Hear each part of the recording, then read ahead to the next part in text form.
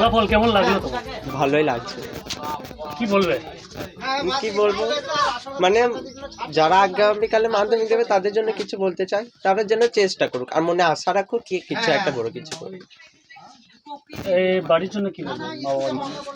বাড়ি মানে মা তো আমার ছোটবেলাতে মারা গেছেন, আর মামার বাড়িতে আমি মানুষ এখানে।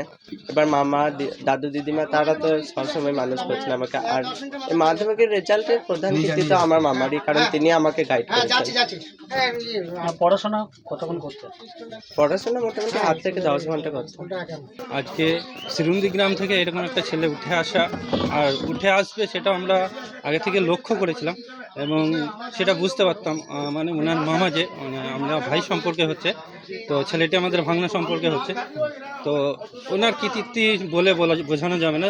ওনার মামার অক্লান্ত পরিশ্রম আছে এর ভাঙনার প্রতি, এবং সেই অক্লান্ত পরিশ্রমের ফল তারা পেয়েছে, এটাই। আগামী দিনের জন্য কি চাইছেন? আগামী দিন ও আরও ভালো করুক, একটা প্রতিষ্ঠিত, এবং ওর যে মা হাসু সেই মা হারা থেকে ও একটু প্রতিষ্ঠিত যায়, সেটাই আমরা চাই। আমরা ওর জন্য আশীর্বাদ রয়েছে এবং গ্রামের থেকে আমরা সকলে ওকে দোয়া করি ও যেন আগামী দিন একটি প্রতিষ্ঠিত হতে পারে।